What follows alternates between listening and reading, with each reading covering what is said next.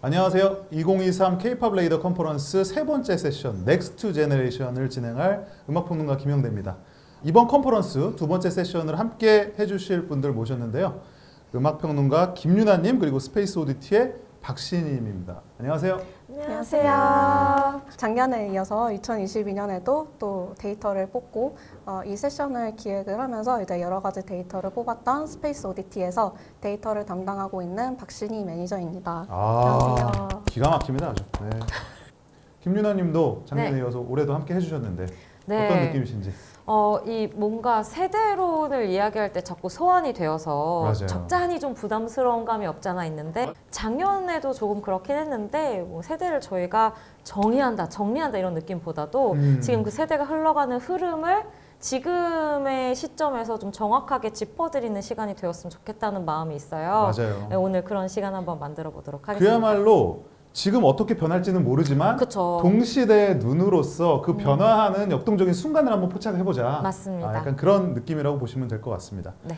자, 이제 본격적으로 두 분과 이야기를 하기에 앞서서 2023년에 K-POP 어떤 아티스트들이 어떻게 씬을 이끌어왔는지 그 현황을 한번 우리가 정리를 해보는 시간을 갖도록 하겠습니다. 본격적인 이야기를 하기에 앞서서 이제 제가 K-POP 데이터를 항상 바라보면서 느끼는 2023년에 요즘 K-POP 유형들이 있는데요. 이제 첫 번째는 세대를 막론한 활약. 뭐 요즘 세대가 되게 많이 얘기가 나오는데 2세대든 3세대든 4세대든 심지어 5세대까지 네. 나오면서 이제 여러 가지 세대론을 표방하면서 나오는 아티스트들이 나오고 있는데요. 이들이 모두 활약을 펼치고 있다는 게 이제 좀 2023년에 재밌었던 포인트였던 것 같고요. 이게 그러니까 동시대에 다양한 세대 아티스트들이 동시에 활약하고 있다 지금 그 얘기인 거죠? 네, 그렇습니다. 그래서 세대를 막론한 활약을 네. 2023년에 좀 K-POP 아티스트들이 펼쳐줬고요.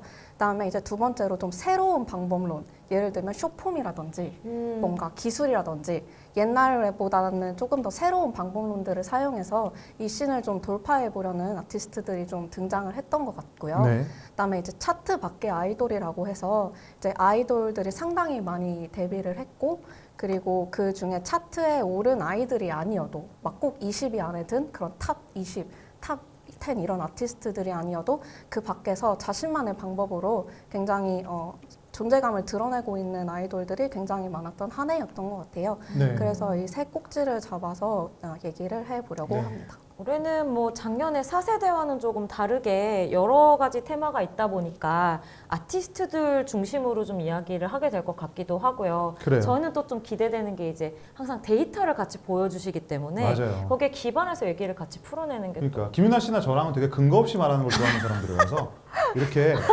K-POP 레이더를 통해서 네. 숫자를 보면서 저희가 약간 놀랄 때도 있어요. 때로는 약간 확인될 때도 있고 그쵸, 그런 그쵸. 재미가 있거든요. 네, 맞습니다. 그래서 일단은 가장 먼저 순서대로 세대를 막론한 활약이라는 주제 하에 현재 씬에서 인기를 모으고 있는 각 세대별 아티스트들을 한번 가볍게 체크를 해보면 좋을 것 같아요. 일단은 4세대가 가장 핵심이 되겠죠. 네. 뭐 우리가 보통 4세대를 어떻게 나누시는지 각자 다르겠습니다만 보통은 이제 뭐 코로나 시대를 전후로 해서 네. 등장한 또 음악 예능을 중심으로 해서 뭐 선 팬덤을 확립한 가수들 그리고 뭐 시작할 때부터 해외를 맞아요. 기반으로 한 팀들이나 시기적으로는 이게 뭐 기준을 두는 데에 따라서 좀 다른데 2018년 데뷔를 기준으로 하는 분들이 제일 많기는 하더라고요. 그렇죠. 네, 조금 또 뭐 이것에 대해서는 논의의 여지가 있긴 하겠습니다. 우리 신희님께서 4세대 그룹들 좀 소개를 해주실까요? 제가 4세대 데이터를 한번 쭉 살펴봤는데요. 이제 유튜브 조회수 차트를 제일 먼저 가져왔습니다. 보시면 2022년과 2023년에 같은 기준으로 뽑은 유튜브 조회수 차트를 가져왔고 주황색으로 음영을 표시한 게 이제 4세대 아티스트들이에요.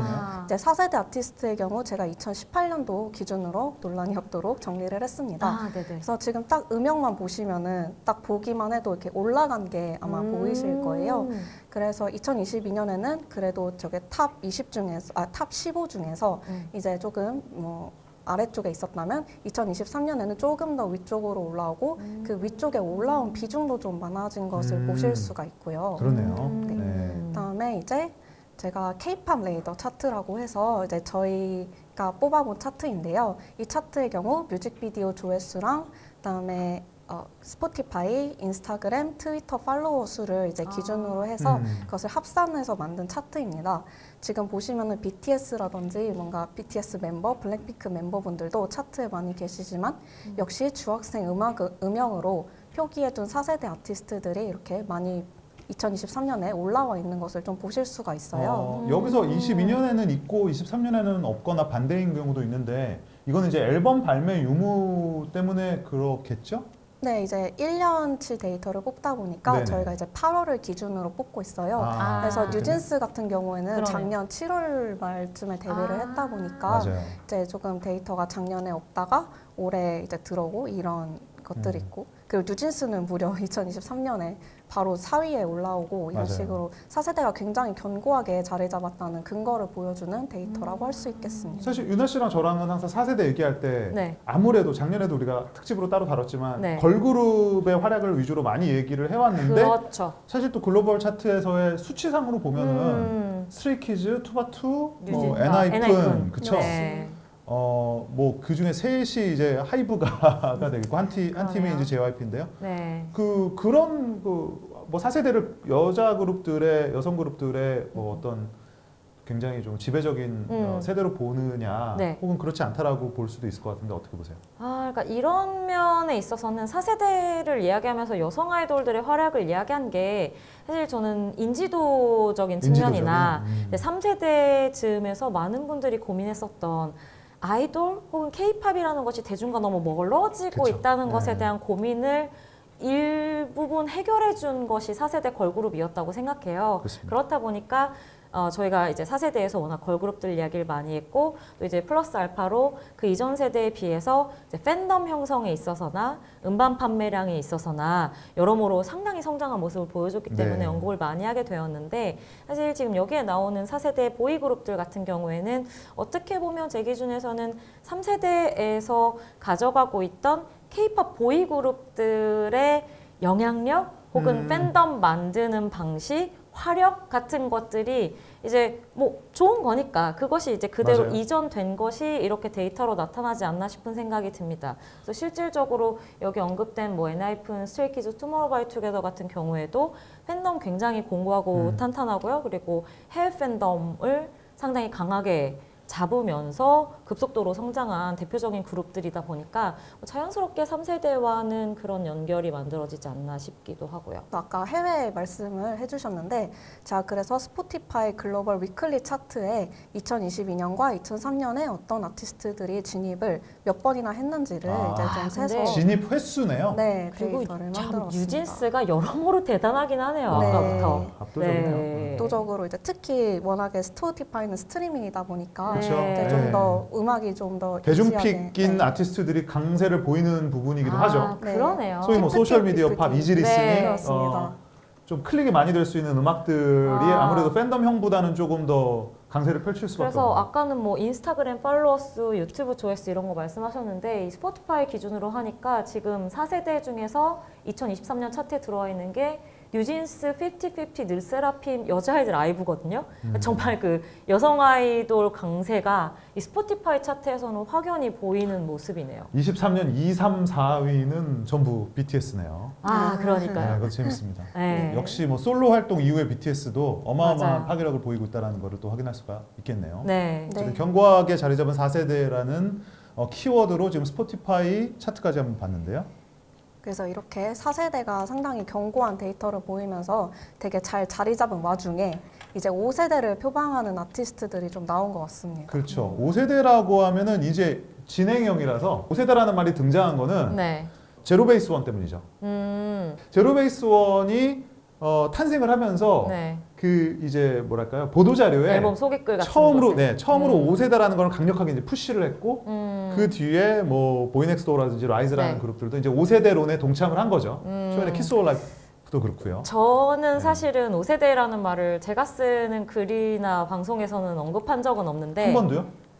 거의 없어요. 아, 그래요? 네, 제 기억엔 뭐 찾아보시면 있을 수도 있겠지만 의식적으로 쓴 적은 없는데 그게 약간 제 안에서는 아직까지는 씬 안에서의 일종의 마케팅 용어로 많이 사용된다는 생각이 들어서 뭔가 전 아직 4세대도 제 안에서는 그렇게 따지면 완벽한 얘기가 4세대도 끝나진 않았거든요. 그러니까 그렇게 혼자 따지면 아시잖아요. 4세대도 맞아요, 사실 맞아요. 우리가 쓰면서 음. 완전히 편하지는 않아요. 맞아요. 심지어는 세대라는 말도 불편해. 어떨 때는. 맞아요. 네. 그런 얘기 많이들 1세대는 하시죠. 확실해요. 그렇죠. 태어난 애가 1세대니까. 근데 그 이후로는 맞아요. 뭔가 항상 좀 찜찜한 면이 있는데 있지만, 5세대가 그런 면에서 네, 언급은 많이 되고 있는 건 그렇죠. 사실입니다. 네. 그러면 일단은 5세대로 대표적으로 언급이 되고 있는 남자 아이돌 3인방이 될 텐데요. 네. 보이넥스도, 제로베이스원, 라이즈를 중심으로 해서 네. 데뷔 데이터. 아 이거 떨립니다. 네. 너무 많이 궁금하실 것 같은데요. 네. 데이터로 한번 객관적으로 보도록 하겠습니다.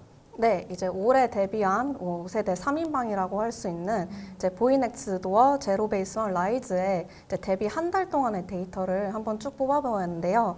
우선 올해 이제 5월 말에 데뷔한 보이넥스트 도어부터 살펴보겠습니다. 이제 보이넥스트 도어도 트리플 타이틀로 이제 데뷔를 했고요. 그 중에서 제일 뮤직비디오 추이가 좋았던 이제 원앤온리 뮤직비디오 누적 조회수 추이와 그 다음에 이제 유튜브 구독자 수 추이를 가져왔는데요. 이제 뮤비 굉장히 빠르게 보시는 거와 같이 2천만 뷰를 찍었고 구독자 역시 보시는 바와 같이 안정적으로 쭉 직선 그래프를 그리면서 25만을 찍어가고 있습니다.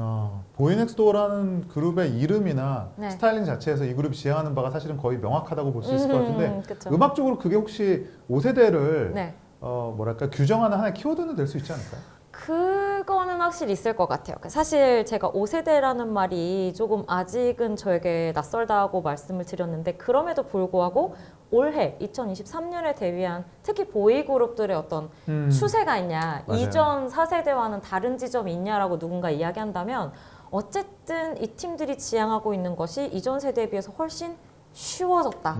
그리고 팝 지향적이다라는 말은 할 수 있을 것 같아요. 그래서 그래요. 저희 지금 살펴보고 있는 뭐 여기선 5세대라고 얘기하고 있습니다만 보이넥스도어, 제로베이스원, 그 라이즈 전부 데뷔곡이 우리가 이야기하는 K-팝에서의 청량 라인으로 나왔어요. 그렇죠. 그리고 실제로 데뷔할 때 엄청나게 복잡한 세계관을 던지기보다는 자신들이 가지고 있는 어떤 좀 살아있는 에너지, 자연스러움을 맞아요. 자연스러움을 강조했다. 추구하는 부분이 있다 보니까 그런 것이 기존 이제 3, 4세대 보이그룹들과는 확실히 좀 차별점이 생기는 네. 것 같다는 생각은 들더라고요. 유나 씨 여태까지 칼럼에서 5세대 한 번도 안 썼는데 오늘 벌써 5번 썼어요. 아, 네. 지금 블립이 저를 이렇게 네. 네, 스페이스 오디티가 저를 이렇게 만드네요. 우리 네. 시인님께서 지금 그 SNS 네. 팔로워 수 증가량도 좀 나와 있죠? 네. 네, 이제 보이넥스도어의 데뷔 한 달 동안에 인스타그램 팔로워 수 증가량, 그 다음에 트위터 팔로워 수 증가량, 스포티파이 팔로워 수 증가량을 가져왔고요. 네. 그 다음에 이제 전체 K-팝 아티스트 기준으로 쭉 줄을 세워 보았을 때 어떤 위치에 있는지를 한번 가져와 봤습니다. 아무래도 이제 관심이 높은 4세대 아이돌이다 보니 얘네 그냥 잘 됐어 라고 얘기하기보다는 대략 어느 정도의 아티스트 정도로 이제 증가를 했는지 같이 보는 게 좋을 것 같아서 이제 주변의 아티스트들도 가져와 봤는데요. 이제 보시면은 인스타그램에서는 1000팀이 넘는 중에서 27위를 했고요. 그다음에 트위터 같은 경우 약 700팀 중에서 10위를 한 바 있고요. 그다음에 역시 스포티파이 팔로워 역시 1200팀이 넘는 중에 24위를 했습니다. 저 평균이라고 되어 있는 게 뭐죠? 평균은 이제 팔로워 수 증가량의 전체 평균입니다. K-팝 네네. 아티스트들의 평균입니다. 아. 그래서 지금 평균은 대략 36,000인데 무려 34만 정도, 아. 10배 정도가 조금 되네요. 안 되는 그런 높은 수치인 걸 볼 그러네요. 수가 있고요. 이제 주변에 NCT 도재정이라든지 이제 세븐틴의 원우라든지 이런 분들의 데이터도 좀 있고요. 그다음에 트위터 역시 트와이스, 그다음에 투모로우바이투게더 이런 사람들과 견주는 아주 높은 순위와 증가량을 보였고요. 그다음에 스포티파이 역시 제니라든지 로제라든지 이런 분들과 비슷한 팔로워 수 증가량을 보였습니다. 물론 이게 증가량 순이에요. 증가량 네, 순. 네, 이게 네. 잘못하면 오독할 수가 있는데 네. 그렇죠. 전체 팔로워 수는 나와 있죠. 그렇죠. 근데 옆에 나와 있습니다. 네, 증가 그 퍼센티지의 순입니다. 네. 순위가. 네, 네. 그리고 집계 기간도 데뷔일 기준으로 한 달. 한 달에. 네, 이기 이를 때문에. 기준으로 그야말로 하고 극초반, 데뷔 있습니다. 극초반. 데뷔 극초반에는 네. 비활동기인 이런 대형 아티스트랑 이 정도의 비슷한 화력을 끌어모았다 정도로 봐주시면 될 것 같습니다. 자, 자, 다음 그러면은- 아티스트를 한번 그러면 살펴볼게요. 네, 제로베이스 원입니다. 네, 이제 제로베이스 원은 7월 10일에 데뷔를 했네요. 이제 제로베이스원 올 7월 데뷔한 또 아주 대형 5세대라고 불리우는 보이그룹을 가져와 봤는데요. 이제 역시 데뷔 뮤비 역시 굉장히 좋은 초반 화력을 보여서 보이시는 것처럼 되게 높은 그래프를 찍었고요. 앞에가 되게 가파르지 않나요? 그러니까요. 네, 그만큼 사실은 이들의 데뷔를 기다린 사람이 많았다는 데이터죠, 이거는. 워낙에 이제 데뷔 서바이벌 같은 것도 했었고 이들의 데뷔를 옛날부터 굉장히 기다렸던 사람들이 많기 때문에 뮤직비디오가 공개되자마자 저렇게 큰 화력을 보였던 것으로 보이고요. 유튜브 채널 구독자 수 추이 역시 급격히 상승하면서 한 달에 90만 명을 넘기는 이제 그런 기염을 토했습니다. 그래서 제로베이스원 역시 인스타그램, 트위터, 스포티파이 제가 데이터를 한번 가져와 봤는데요. 이제 제로베이스원 같은 경우는 인스타그램보다는 이제 트위터랑 스포티파이에서 굉장히 높은 점수를 불러일으켰어요. 무려 10위 안에 드는 이제 그런 되게 놀라운 화력을 보여줬는데 이제 아까 말씀드렸다시피 보이즈 플래닛이라는 그런 데뷔 서바이벌 이후에 짙은 관심, 트위터 층에 굉장히 짙은 관심과 그다음에 또 아까 말씀하신 것 같이 좀 이지하고 트렌디한 데뷔곡이 스포티파이에서도 상당히 영향을 미치면서 이런 좋은 성적을 보여준 게 아닌가. 저도 인블룸은 아직도 제 플레이리스트에 들어있을 정도로 되게 인상적으로 들었던 데뷔곡이었는데 여기에서 제가 보자면 재미있는 게 트위터 팔로워 수가 뉴진스 다음이거든요. 증가량이. 사실 이 부분에 있어서는 많이들 아시겠지만 이 트위터라는 플랫폼 자체가 K-팝 팬베이스에 엄청나게 강한 걸로 유명해요. 최적화돼 있죠. 사실 인스타그램은 뭐 글로벌이나 뭐 좀 다양한 일반인들도 많이 접하는 미디어인데 트위터는 정말 K-팝 덕후들의 놀이터이기 때문에 그곳에서 확실히 좀 핫했다는 느낌이 있는 것 같아요. 자, 다음은 또 요즘 최근에 엄청난 관심을 얻고 있는 그룹입니다. 맞습니다. SM이 뭐 몇 년 만이죠? 제가 알기로는 어쨌든 NCT 이후이기 때문에 뭐 7년? 8년 됐죠. 다양한 이유로 화제를 모으고 있는 라이즈인데요. 시인님께서 좀 설명을 해주시죠. 네, 마지막으로 이제 올 9월 데뷔한 라이즈인데요. 이제 데뷔 뮤비 게러기타 굉장히 높은 초반 화력을 보이면서 3천만 뷰 가까운 조회수를 거의 한 달 만에 지금 기록을 한 바 있고요. 구독자 역시 45만 명을 넘겨서 이제 50만을 향해서 곧게 달려가고 있는 지금입니다. 그다음에 라이즈 역시 제가 인스타그램, 트위터, 스포티파이 데이터 역시 가져왔는데요.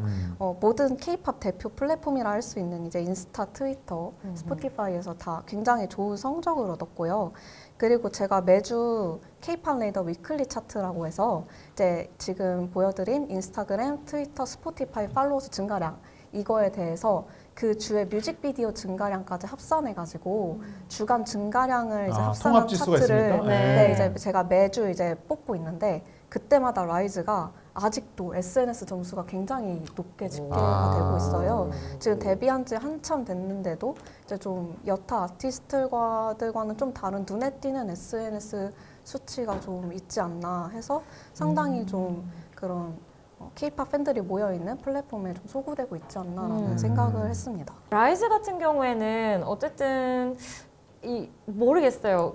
지금은 뭐 K-팝 지형도가 많이 바뀌고 있는 추세라고 이야기를 해도 역시 원조의 맛에 K-팝 팬들이 많이 끌린다는 생각이 들 정도로 라이즈 처음 데뷔할 때 제 주위에 좋아하는 그룹과 몸이 담겨있는 레이블들과 상관없이 모두가 이 팀에 대해서 관심을 보이는 그 모습을 좀 보였거든요. 그래서 그런 부분에 있어서도 역시 좀 뜨거운 올해의 루키였다는 생각이 들고 또 한편으로는 SM 엔터테인먼트 하면 가장 여러분들이 많이 생각하시는 게 뭡니까? 막 어둡고 뭔가 분노에 차있고 늘 좀 어려운 이런 걸 막 이렇게 쓰고 세계관도 막 굉장히 깊고 이런 것들에 대해서 이야기 많이 하시는데 저는 사실 이 팀 처음에 데뷔할 때 조금 놀라긴 했어요. 그런 걸 완전히 다 벗어 던지고 그냥 그게 리얼타임 뭐 이런 단어들을 사용을 하면서 그냥 실시간 그리고 그냥 멤버 그룹으로서 같이 성장해 나가는 것에 대한 이야기를 하는 그룹이 SM에서 나왔다? 이거는 또 조금 다른 터치가 있었다는 생각이 들더라고요.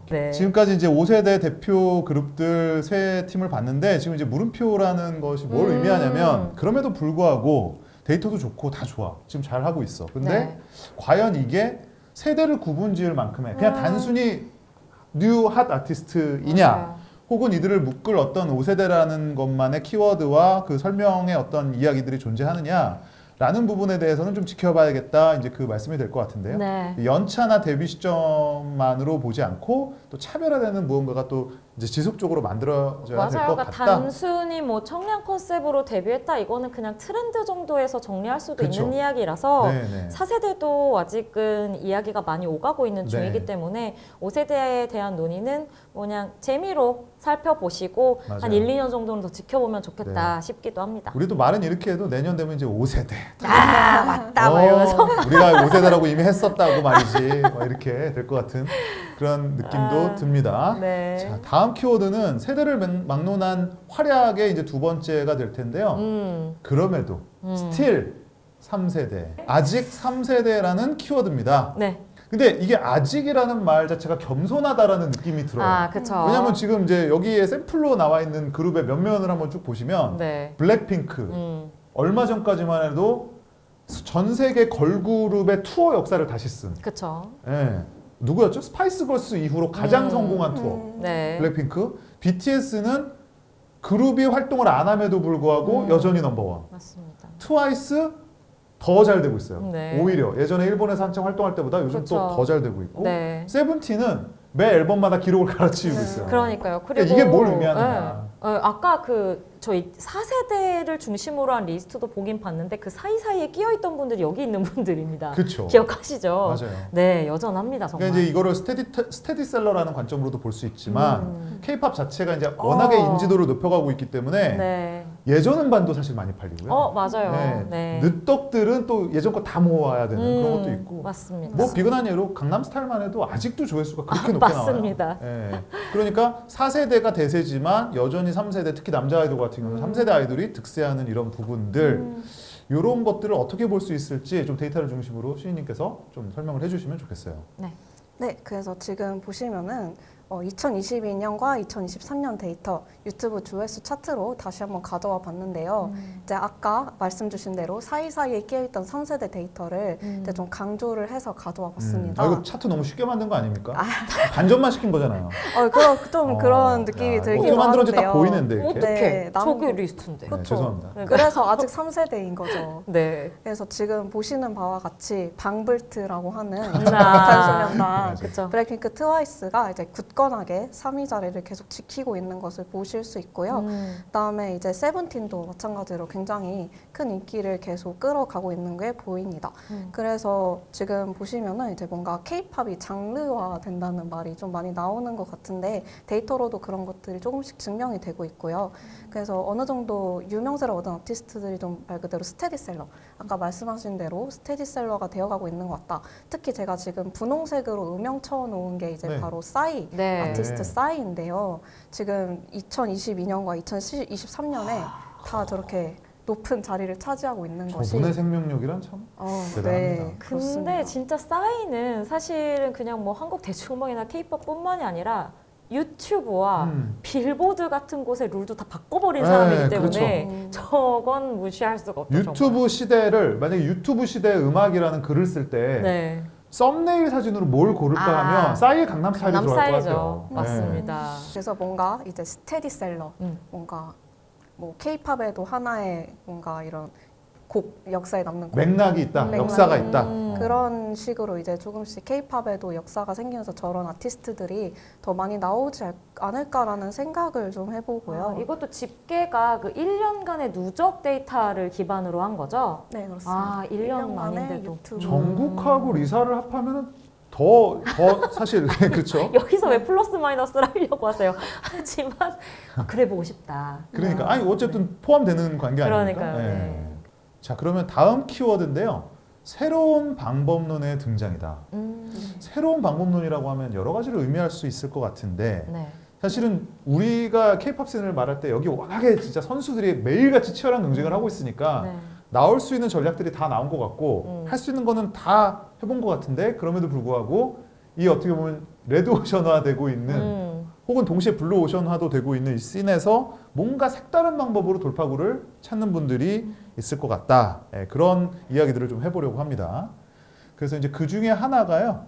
바로 숏폼 아, 그리고 음악이라는 소주제가 되겠습니다. 이거는 진짜 뭐 케이팝에서 빼놓을 수 없는 요소? 근데 뭐 전 세계 음악 시장에서도 빼놓을 수 없는 요소가 된 것 같아요. 네, 최근에는 뭐 그냥 이런 숏폼 관련되어 있는 차트 들이 그냥 바로 우리가 알고 있는 각종 음악 차트들의 그대로 인지도나 인기, 뭐 순위가 반영되는 것을 많이 보고 계신 상황들이라서 그래요. 케이팝만의 현상은 아닌 것 같기도 합니다. 그러니까 틱톡, 뭐 릴스, 그쵸. 쇼츠 이런 곳을 통해서 이제 음악이 유행이 되고, 그러니까 이게 부가적인 방법론이 아니라 어떻게 보면 이거를 위해 이제는 네. 마케팅적인 전략도 도입이 된다는 이 얘기를 우리가 그렇죠. 그래서 네. 아니 놀라운 얘기를 하려고 네. 우리가 2년 전에 네. K-팝 레이더 컨퍼런스를 했을 때 네. 그러한 방법론으로 새로운 음악들이 많이 뜰 거라고 했는데 정확히 이루어졌어요. 이렇게 네. 2년 안에 증명. 우리가 했는데 뭐 네네.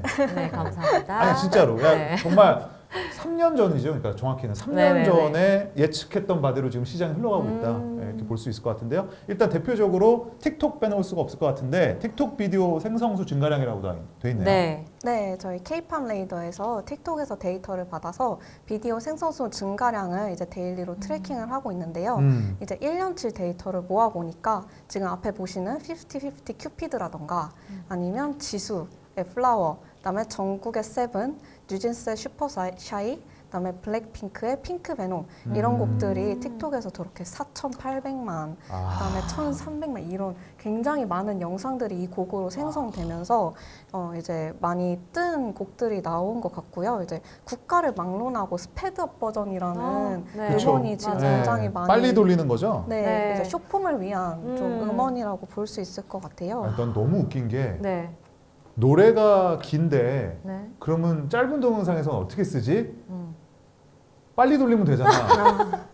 정말 약간 새로운 방법론. 이게 무슨 약간 이것이 바로 새로운 드립 방법. 같기도 하고 허무개 같기도 한데 실제로 그렇다는 맞습니다. 겁니다. 실제로 그렇다는 그리고 거고. 이 수치를 보면 50-50가 정말 압도적이긴 하네요. 정국 씨 곡 같은 경우에도 이 곡은 7월에 나온 걸로 알고 있는데 네. 사실 저희 집계 기간으로 치자면 굉장히 짧게 네, 짧은데도 그 뭐죠?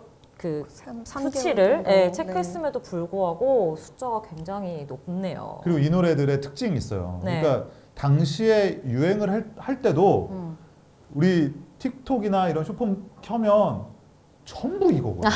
그러니까 전부 슈퍼샤이, 전부 플라워고 네. 그런데 이게 실제로 또 스테디셀러기도 하다는 겁니다. 네. 예. 그렇습니다. 지금도 사실 영상 올릴 때 이런 음악, 여기 나와 있는 음악들이 많이 사용되고 있는 것 같아요. 네.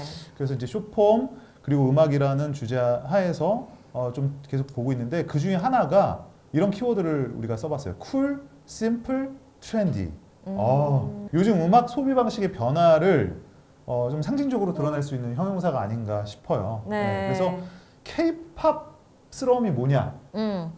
K-팝스러움이 뭡니까? 우리가 은연중에 K-팝스러움에 대한 어떤 머릿속에 맞아요. 입력된 정보가 있잖아요, 사실은. 그게 사실은 좀 깨지고 있는 게 요즘이라는 그러니까요. 생각도 저는 정말 예. 많이 들어요. 저 쿨, 심플, 앤 트렌디라는 저 단어들이 불과 한 4, 5년 전만 해도 K-팝과 완전히 이퀄이 된다고 생각하기는 좀 어려운 단어들이었다는 그쵸. 생각이 드는데 이게 진짜 상당히 또 빠른 속도로 K-팝과 함께 화학작용을 일으키고 있는 단어들인 것 같습니다. 이게 한때는 반대로 해보면 쿨보다는 뭔가 핫해야 돼. 그쵸, 맞아요. 뭔가 좀 끈적하고 맞아요. 좀 느끼해도 되고 심플보다는 컴플렉스해야죠. 컴플렉스해야지. 무조건 많아요. 아방가르드하고. 투머치. 트렌디보다는 살짝 촌스러운 맞아. 그리고 거. 오리지널리티가 있는 게 더 오리지널. 중요하고. 네. 그러니까 K-팝스러움이 있어야 된다고 했던 거예요. 그게. 맞아요. 그게 이를테면 장르적으로 따지면 우리가 뭐 모타운도 하나의 장르가 됐잖아요. S&P라는 장르가 또 있잖아요. 그쵸, 그쵸. 네, 그 다음에 일단 보여주는데 최적화돼야 된다. 네. 그리고 쉬운 거보다는 차라리 어려운 게 낫다. 네, 네. 그렇죠. 뭐 그런 여러 것들. 가지 요소들이 있었는데 정말 그게 좀 변해가는 추세라는 건 확실하지 않나 싶은 생각이 듭니다. 그럼 이게 아까 말한 5세대랑도 연결되는 거 아니에요? 맞습니다. 맞아요. 그러니까 이런 트렌드가 한 1, 2년 정도 사이에 상당히 많이 캐치가 되고 있고 이게 어쩔 수 없이 선순환이 되는 거잖아요. 트렌드가 있고 그게 음악이나 콘텐츠로 만들어지고 다시 그게 트렌드가 되고 다시 또 콘텐츠가 나오고 있는 그 순환의 시점에서 이런 키워드를 현재 K-팝 씬에서 뽑을 수 있다. 그러니까 이게 어쨌든 쇼폼이나 네. 그 신 씨가 지금 보시기에도 이게 그런 현재 쇼폼이라는 그러니까 테크놀로지적인 트렌드와 맞다고 보시는 거죠? 네, 이제 숏폼이라든지 챌린지라든지 그쵸, 그쵸. 플레이리스트라든지 이런 아, 식으로 플레이리스트. 좀 음악 소비 방식이 변화가 되고 그러다 보니 좀 말씀 주신 것처럼 쿨, 심플 앤 트렌디한 음악들이 좀 나오면서 이렇게 좀 이런 걸 나오니까 숏폼 챌린지 플레이리스트도 이제 많이 생기고 그리고 이렇게 숏폼 챌린지 플레이리스트로 이제 많이 홍보가 되고 마케팅이 되다 보니까 이제 기획하시는 분들도 쿨, 심플, 트렌디한 음악을 내고 좀 이런 식으로 되면서 이렇게 아까 말씀드린 것처럼 5세대도 이렇게 음악이 나오고 앞으로 좀 이런 아티스트들, 이런 전철을 밟는 아티스트들이 좀 나오지 않을까 하는 생각이 듭니다. 자, 다음 키워드로 한번 가보겠습니다. 이거 좀 또 재밌다. 네. 위드 테크놀로지. 뭐 NCT 얘기는 아니죠. 그리고 네오 상당히 컬처 테크놀로지랑은 관계 없는 것 같은데. AI 같은 느낌의 비주얼과 그렇죠. 함께해요. 그러니까 테크놀로지와 함께하는 뭔가다 이런 느낌인데 요즘 이제 그런 거 있잖아요. 우리 요즘 관심 많은 분야인데 네. 플레이브, 그쵸. 메이브 네. 뭐 이런 거 많잖아요. 네, 이러한 맞습니다. 그룹들이 어쨌든 테크놀로지라는 것들을 적극 활용해서 그 활용을 해야만 가능한 그리고 사실 제 안에서는 이것에 대한 언급들은 코로나 때 가장 많이 나왔었던 것 맞아요. 같아요. 코로나 네. 기간 동안은 K-팝이 가장 잘하는 이제 사람과 사람이 만나서 만들어지는 무언가를 할 수 없는 시절이다 보니까 테크놀로지를 활용한 팬과 가수를 잇는 어떤 방법론들에 대한 고민이 많아졌고 저는 이제 올해 방금 언급하신 뭐 메이브, 플레이브 이외에도 뭐 많은 그룹들이 있습니다만 그런 팀들이 각자 자신만의 성공 사례를 만들어가고 있는 것이 결국에는 지난 한 2, 3년간 어려운 시기 동안에 고민했었던 것이 이제 성과를 좀 내고 있는 시점이 아닌가 하는 생각이 들더라고요. 그 두 팀을 집중적으로 한번 살펴볼게요. 그러면 메이브 먼저 보겠습니다. 네, 이제 기술을 사용한 아티스트 중에서 메이브를 한번 꼽아서 데이터를 살펴봤는데요. 이제 올 1월에 데뷔를 한 아티스트고요. 이제 제가 가장 최근 컴백일들을 좀 가져와 봤는데 메이브의 경우 이제 데뷔가 가장 최근 컴백일이어서 가져왔습니다. 이제 데이터의 경우 저 시기에 살짝 수집 오류가 있어서 제가 초기는 점선으로 표기를 해두었는데 이제 그래도 보신 거와 마찬가지로 이때 판도라라는 곡이 굉장히 좋은 곡과 안무로 되게 좋은 반응을 얻었어서 빠르게 조회수랑 구독자 수가 느는 것을 이제 보실 수가 있고요. 그다음에 메이브도 마찬가지로 제가 인스타그램 팔로워, 트위터 팔로워, 스포티파이 팔로워 증가량을 가져왔는데요. 네. 아까 살펴본 이제 대형 기획사에서 데뷔한 5세대 3인방만큼의 데이터는 아니지만 되게 고르게 이 시장에서 높은 관심도를 보였던 것 같아요. 괜찮은데요? 네. 네. 이제 막 1000개가 넘는 팀들 틈바구니에서 네. 이제 70에서 72, 28위, 36위라는 이제 높은 순위를 가져가면서 상당히 큰 인기를 끌었던 것을 볼 수가 있는 것 같습니다. 네. 그 다음 우리가 한번 살펴볼 아티스트는 네. 이제 플레이브입니다. 그렇죠. 사실 플레이브는 4세션에서 우리가 본격적으로 다룰 예정이기 때문에 자세한 네. 얘기는 이제 4세션에서 나누도록 하고요. 네, 간단한 네. 데이터만 한번 짚어보겠습니다. 네. 네, 요즘 또 핫한 아티스트라고 볼 수 있는 이제 플레이브 역시 가장 최근 컴백을 가지고 데이터를 살펴보았는데요. 데뷔는 3월에 했고요. 한 달 안에 이제 최근 컴백곡인 6번째 여름 뮤직비디오 누적 조회수가 이제 한 달에 500만 뷰 정도 오르면서 상당히 높은 데이터를 보이고 있고 구독자 수 보시는 바와 같이 되게 곧고 안정적으로 상승하고 있는 것을 볼 수 이 있습니다. 그래프 두 개가 앞서서 저희가 뭐 1년에 5세대라고 이야기했던 올해 데뷔한 보이그룹들 그래프와 크게 다르지가 다르지 않네요. 않은 것 형태 같아요. 자체로 보자면. 네, 수치는 살짝 차이가 날 수 네, 있지만 그쵸? 이제 형태가. 똑같은 저런 화력이라든지 초빅 화력이라든지 이런 면에 있어서는 좀 높은 데이터를 보이는 것 같고요. 그다음에 이제 제가 똑같이 또 인스타, 트위터, 스포티파이 팔로워를 갖고 왔는데 보시면은 지금 트위터 순위가 그러네요. 굉장히 높은 것을 보실 압도적이네요. 수가 있어요. 네. 이제 이게 한 3번째 컴백인가 그런데도 불구하고 이제 그 한 달 새의 증가량이 상당히 높아서 이제 뭔가 트위터 유저층한테 여전히 뭔가 많이 좋아해 주시지 않나 트위터 유저층. 트위터 유저층이라고 하면은 어쨌든 좀 서브컬처 느낌이 좀 강하고 K-팝을 그러니까 K-팝에 오래 좀 오래 좋아하시는 네, 분들의 성향이 그쵸. 강하고 상당히 덕력이 높으신 분들이 많이 그쵸. 있는 곳이 또 맞아요. 트위터라고 볼 수 있는데 그런 점에서 아무튼 흥미로운데 이것도 다 따로 사세션에서도 다루니까 메이브에 대해서 한번 잠깐 짚어주시죠. 메이브 플레이브 전부 굉장히 좀 흥미롭게 네, 보는 네, 네. 부분이 있고 근데 저는 이제 이 두 그룹 전부가 어쨌든 이 K-팝 플러스 테크놀로지로 지금 묶어서 이야기되고 있긴 하지만 약간 접근 방식은 다르다고 그렇죠? 생각은 네. 해요. 그러니까 메이브 같은 경우에는 약간 우리가 생각하기에 기술로부터 시작된 어떤 접근이 좀 더 그쵸. 강하게 느껴진다면 플레이버 같은 경우에는 K-팝적인 접근이 좀 더 강하게 느껴지는 콘텐츠라서 제 안에서는 사실은 조금 구분이 있고 맞아요. 그래서 이후의 활약을 좀 더 지켜보고 싶은 다른 두 팀이기도 합니다. 이게 케이스가 좀 다르긴 한데 메이브, 플레이브 이제 하이브에서 미드낫 같은 아티스트도 사실은 맞습니다. 있었죠. 예. 네. 이게 글로벌 확장이라는 측면에서는 분명히 도움이 될 기술이라는 거는 분명한데 이게 뭐 전망 저는 사실 이제 뭐 이제 와서 뒤늦게 하는 말은 아니고 네. 몇 년 전부터 사실 설마. 이게 아니 될 줄 알았다 이런 거예요? 아니 그 정도까지는 아니고 아, 다행이네요. 많은 분들이 네. 우리 특히 차우진 김유나님께서 네네. 부정적인 의견을 표하실 때도 저 혼자 상당히 유망하다라고 했던 네네. 뭐 아니면 사과드리겠습니다. 네. 그랬었는데 네네. 실제로 지금 어쨌든 좀 자리 잡는다고 하기엔 좀 이르지만 그래도 좀 단초를 보이고 있다라고 생각이 드는데 네네. 전망을 어떻게 보십니까? 저는 사실 아까 김영대님이 부정적이라고 말씀을 해주셨는데 제가 부정적이었던 측면은 그거였던 것 같아요. 네네. 그러니까 그 당시에 저희가 이제 아마 이런저런 컨퍼런스나 그쵸. 방송에서 질문을 많이 들었는데 그때는 진짜 인간을 대체한다. 맞아요. 그리고 이제 뭔가 K-팝의 어떤 요소를 막 그대로 기술로 다 구현할 수 있고 막 늙지 그치. 않고 막 뭐 어떤 식음 대안이다. 뭐 이런 뭔가 그런 것에 대한 얘기를 많이 하다 보니까 저는 거기에 대해서는 그렇게 단정지어서 전 말할 수 없을 것 같다. 뭔가 만약에 이 기술적인 부분들이 K-팝에 관심이 많다면 이 산업 내부의 동력을 좀 더 면밀히 관찰한 이후에 테크놀로지가 더해져야 좋은 결과를 얻을 수 있을 거다라고 이야기를 했었거든요. 그래서 전 사실은 지금 요 팀들 같은 경우에도 그 안에서 아직 계속 이제 대중들과 밀당을 하면서 새로운 길을 만들어가고 있다고 생각하고 전 또 이 세 그룹 다 약간 다른 방식으로 새로운 길을 개척해 맞아요. 나갈 수 있다고 생각해요. 그 부분을 좀 흥미롭게 보고 싶긴 합니다. 이 얘기를 들으려고 네. 제가 좀 재미있게 딴지를 걸어본 거고 재미요? 네. 재밌어요?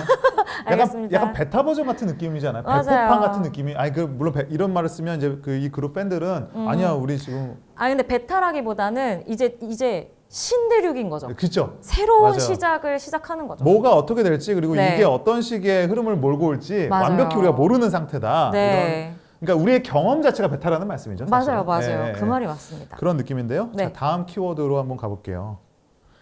허물어지는 K-팝의 경계. 따단. 그 이름하여 K-팝 3.0, 3.0이라고 할 수 있겠습니다. 이거는 우리가 마지막 세션에서도 한번 다시 맞아요. 얘기를 해볼 테지만 네. K-팝이 뭔가, K-팝의 정체성은 어떻게 바뀔 것인가라는 것들과 연관되는 그런 이야기예요. 그러니까 우리가 기존의 생각으로는 K-팝이라고 하기 애매한 그러한 그룹들이 등장하고 있는데 이것이 뭐와 연관돼 있냐면 K-팝이 2000년대부터 시도해온 현지화 전략이라는 것과 연관이 돼 있어요. 그러니까 현지화 전략이라는 거를 좀 네. 간략하게 한번 말씀을 주시다면. 너무 많은 방식의 현지화가 있지 않나요? 그쵸. 네. 뭐 한국의 기획사가 해외에 직접 나가서 그 현지인들로 만든 그룹이 맞아요. 있을 수도 있고 아니면 이제 해외 오리지널 회사들과 합작을 해서 만드는 그룹이 있을 수도 있고 그쵸.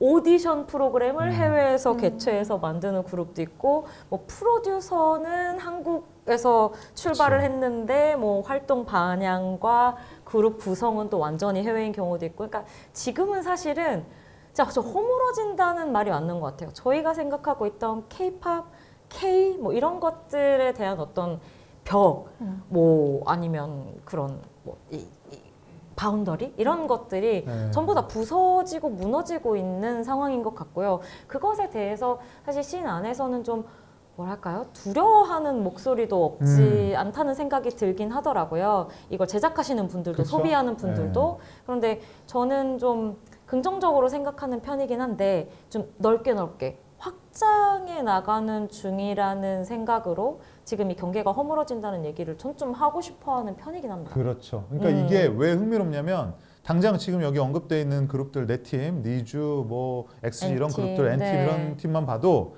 이 그룹을 정의하는 그 방식이 주체마다 다 달라요. 맞아요. 그 음악 사이트냐, 네. 팬이냐. 또 코어 팬층에서는 우리는 케이팝 아니야라고 또 하거든요. 맞아요. 또 어디에서는 이건 케이팝과 유사한 방식의 그룹이다라고도 말을 하고 이제 그런 것 맞아요. 때문에 논쟁도 벌어지곤 하는데 네. 그것이 이제 케이팝의 경계에 그만큼 애매함을 또 잘 보여주고 있는 게 아닌가라는 네. 생각이 듭니다. 그리고 역시나 지금 가장 역동적으로 변화하고 있는 문화라는 것에 대한 증거도 맞아요. 되지 않을까 싶은 생각이 들어요. 요거는요 우리가 내년에 2024 케이팝 레이더 컨퍼런스에서 다시 한번 언급할 확률이 높죠. 굉장히 높죠. 맞아요. 네, 그 굉장히 왜냐하면 뭐 니쥬도 저희 이 녹화 시점은 아닙니다만 이제 한국에 공식으로 정식으로 데뷔를 하게 그쵸. 되고 또 해외 서바이벌 통해서 데뷔한 그룹들도 뭐 계속 눈에 띄일 거고 저는 뭐 이제 얘기가 시작된 네. 테마라고 생각합니다. 우리 아이돌처럼 입으신 시인님께서 이 허물어지는 케이팝의 경계에 대해서 지금 현지화 프로젝트 좀 몇 개 소개를 해주시죠. 네, 지금 아까 말씀 주신 대로 2024년, 2025년에도 분명히 이 주제가 나올 것이라고 예상을 되는 곳이 맞아요. 지금 보시면 하이브, 카카오 SM, JYP 이런 굵직한 모든 대형 기획사들에서 모두 플랜을 지금 가지고 있는데요. 이제 미국 거점 걸그룹 연습생도 지금 공개를 했고요. 하이브 같은 경우는. 그다음에 일본 거점 보이그룹 데뷔, 미주, 동남아시아 이런 데서도 다 지금 카카오 SM 같은 경우에서 23년부터 25년까지 현지화 그룹 데뷔를 쭉 예정을 하고 있고요. JYP 역시 2023년에 일본, 중국, 영미 이 굉장히 주요한 국가들에서 그룹들을 데뷔시킬 준비를 하고 있습니다. 네. 이제 각국 현지화 본부 산하에서 지금 오디션, 그룹 데뷔 다 진행 중인 상황인데요. 그래서 아마 이들이 과연 넥스트 제네레이션에서 어떤 활약을 보여줄지는 좀 기대를 보고 있는 상황입니다. 근데 이게 일본 거점의 보이그룹이나 걸그룹과 미국 뭐 북미 영미권의 글로벌 걸그룹 보이그룹과는 좀 뉘앙스가 다르지 않나요? 어떻게 생각하세요? 아니 그러니까 이제 제 느낌에는 이것도 편견일 수 있지만 어쨌든 일본 거점이나 동남아시아 거점은 케이팝의 로컬 버전이라는 전 느낌이 강하고요. 그야말로 현지화 전략이죠. 네. 미국이나 영미권의 중심으로 한 글로벌 그룹을 현지화 전략이라고 부를 수 있을까? 오히려 이거는 약간 케이팝의 좀 오히려 확장에 가깝지 않나? 모르겠습니다. 뭐 어떻게 보시나요? 저는 사실은 실질적으로 데뷔를 하고 활동을 해봐야 할 것 같아요. 그렇죠. 네, 이게 지금은 뭐 어떻게 보면 이제 뭐 시작이 미국입니다, 뭐 아니면 멤버들이 일본인입니다 이런 느낌으로만 뭔가 이제 정보가 기본적으로 공개가 되어 있는데 실질적으로 이들이 어떤 시장을 공략하고 어떤 컨텐츠를 가지고 그리고 사실은 그들 스스로가 자신을 케이팝으로 생각하는지 혹은 뭐 이야기를 하는지 아닌지도 저는 굉장히 좀 복잡한 이야기라고 생각이 드는데 저희가 앞서서 언급했던 이제 뭐 니쥬를 비롯한 이제 해외를 기점으로 활동하는 아티스트들 같은 경우에도 케이팝이에요 이렇게 물어보면 바로 얘기하기가 굉장히 스스로도 어려워하는 부분들이 있더라고요. 사실 이런 그 다양한 그룹들이 실질적으로 나와서 어떤 식으로 활동을 해 나가느냐에 따라서 저희가 바라보는 시선, 할 수 있는 이야기도 상당히 달라지지 않을까 싶어요. 케이팝이에요? 약간 뭐 도를 하십니까 이런 느낌이 같은데. 아니 뭐 어떻게 해야 돼? 이거 뭐 케이팝으로 뭐든 다 할 수 있다 그러니까. 이런 느낌이어가지고. 예, 요거는 우리가 내년에 아마 또 얘기를 할 것 같고요. 맞아요. 네. 요거는 굉장히 흥미로운 포인트기는 그리고 합니다. 지금 각 회사들에서 상당히 그렇죠. 공을 들이고 있다. 네, 공들이고 있는 네. 프로젝트라는 것만은 사실입니다. 다음 키워드 한번 가볼게요. 차트 밖의 아이돌입니다. 네. 그러니까 뭐 탑 10, 탑 20 여기는 못 들어가지만 또 업계 최고라고 자부하는 업계 1위 김유나 평론가와 아무도 그렇게 얘기하지 않았는데. 업계 103위 김영대 평론가가 눈여겨보는 올해 그야말로 완소 K-팝 아이돌들은 누가 있었을까? 요즘 흥미롭습니다. 그래서 차트 밖의 아이돌 올해 픽스라는 이름으로 공개가 됐습니다. 저희가 사실 요 사전 미팅을 하면서 이 두 팀을 서로 픽하겠다. 네. 다툼이 있었거든요. 내 거야. 네, 뭐 님이 가져가세요, 제 겁니다. 뭐 이러면서 엄청 다툼이 있었는데 이 두 팀에 대해서 저희 상당히 훈훈한 이야기를 많이 나눴었죠. 그래요. 네. 네. 좀 얘기를 해주시죠. 아, 한 팀 한 팀 좀 설명을 해주세요. 뭐 하이키, 키스 오브 라이프 모두 좀 비슷한 면이 있다 근데 어떤 면이 비슷하세요? 둘 다 네. 사랑 얘기를 잘 안 해요. 사랑 얘기가 거의 없어요. 그 최근에 걸그룹들 경향이긴 한데. 경향이긴 한데 네. 두 팀이 뭔가 그 느낌이 좀 그런 느낌이 좀 비슷해요. 상당히 로컬적인 면이 있고 아, 네네네. 추상적이기보다는 좀 로컬적인 면이 있고 거기에서 뭔가 주제도 모르겠어요. 아무튼 그런 좀 비슷한 뉘앙스가 있다. 그 뉘앙스가 뭐냐면 저에게 있어서 그 뉘앙스는 이 사람들이 색깔이 정말 뚜렷하고 맞아요. 어디에도 뭔가 연을 닿지 않은 것 같은 뭔가 새로운 그 프레시한 느낌이 뉴 굉장히 페이스로서의 신선해요. 느낌이 되게 네. 좋은 것 같아요. 그러니까 굉장히 예를 들면 사실 2023년은 4세대 걸그룹이라고 우리가 얘기하는 팀들이 계속 득세를 하는 와중에 신인 보이그룹들이 어마어마하게 쏟아진 한 해거든요. 그랬죠. 사실 보이그룹에 비하면 걸그룹들이 좀 신인으로서는 조금 밀리는 듯한 한 해였는데 네. 그 안에서 이 두 팀 다 너무 독보적으로 자기 색깔을 가지고 있어요. 그래서 하이키 같은 경우에는 많은 분들이 아시겠지만 이제 데이식스와 많이 작업을 하시는 실제 영케이 씨도 네. 작업을 같이 하게 됐고 음악적으로 좀 락킹하면서도 맞아요.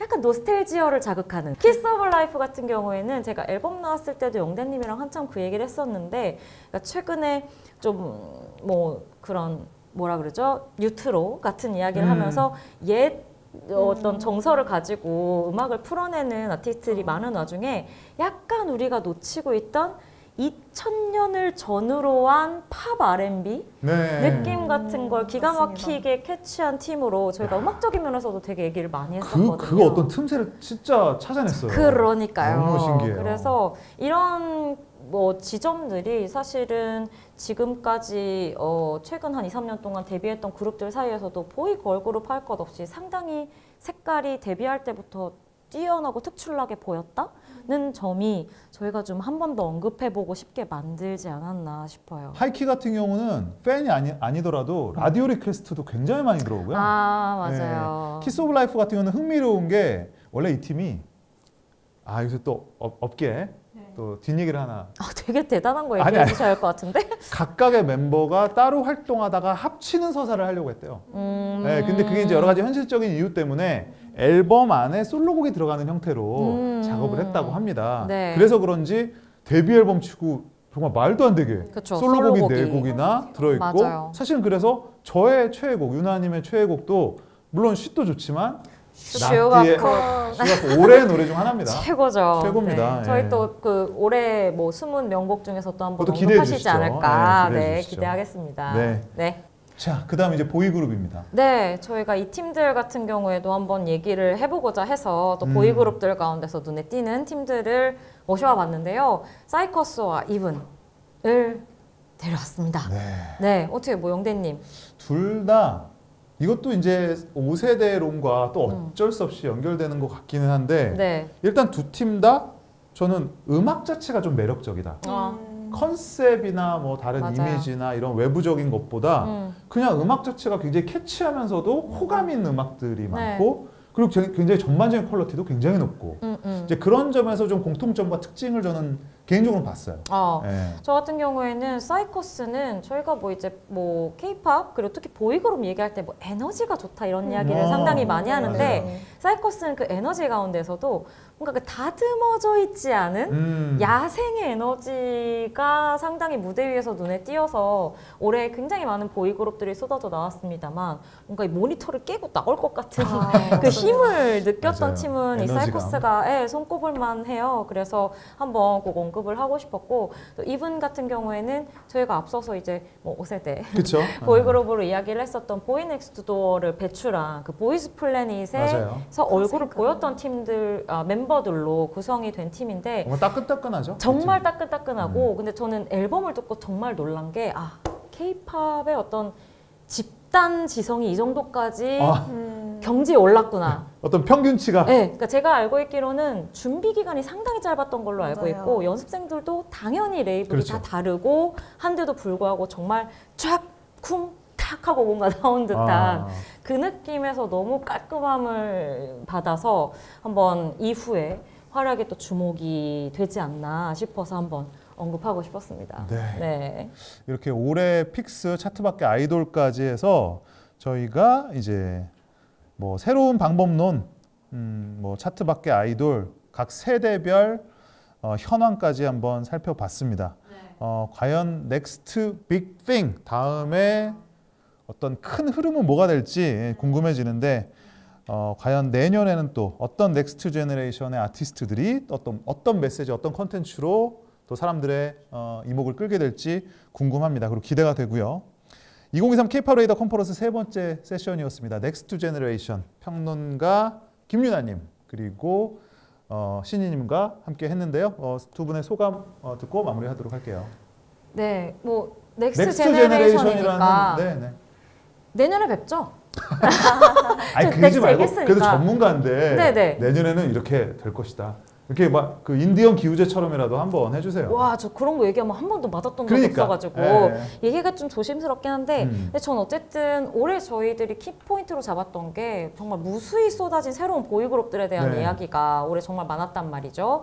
내년에는 그들이 만들어내는 또 새로운 지형도가 상당히 의미 있게 그려질 수 있겠다는 기대가 좀 듭니다. 보이그룹의 역습. 맞아요. 조금 기대되는. 저도 사실 좀 비슷한 생각인데. 네, 우리 부분이 신희님께서는 있어요. 저도 이제 항상 데이터를 보면서 2023년 들어서 좀 느꼈던 것이 굉장히 솔로랑 유닛 아티스트들도 굉장히 많이 나오고 있고 그리고 좀 아까 차트 밖의 아이돌이라는 키워드로 말씀드렸는데 이제 옛날에는 좀 빅 아티스트 중심에서 이끌어가는 시장에서 확실히 좀 K-POP 이라는 장르의 다양한 아티스트들이 이끌어가고 있다는 그런 느낌이 들어요. 그래서 제 생각에는 뭔가 여러 아티스트들이 몇 개의 아티스트들이 땅땅땅 이렇게 있는 시장이 아니라 이제 정말 좋은 아티스트들이 좋은 음악을 가지고 이제 다 같이 춘추 전국식 때처럼 이제 좋게 컨텐츠와 메시지를 쏟아내는 그런 게 되지 않을까라고 기대를 사실 해봅니다. 저희가 제일 지향하는 이상향 아니겠습니까? 맞아요. 네, 그렇게 됐으면 좋겠네요. K-POP 낙원의 그림이죠. 사실 저도 그러니까요. 이어서 아까 우리 하이키도 얘기했고 키스 오브 라이프도 라이프죠. 얘기했고 네. 우리 그 전에 뉴진스도 얘기했습니다만은 기획력과 아이디어와 약간 발상의 전환의 승리라고 저는 보는데 이제 그런 좀 어떤 능력 있는 기획자들의 활약 같은 것들도 과연 누가 등장할지 모르거든요. 맞아요. 사실 키스 오브 라이프를 만드는 뭐 이혜인 씨라든지 이런 분들이 또 어디 또 숨어 계실지 모르기 때문에 네. 이런 분들의 활약까지도 한번 기대해 보면서요. 2023 K-POP 레이더 컨퍼런스 세 번째 세션이었죠. 넥스트 제너레이션 이상으로 마치도록 하겠습니다. 감사합니다. 고맙습니다.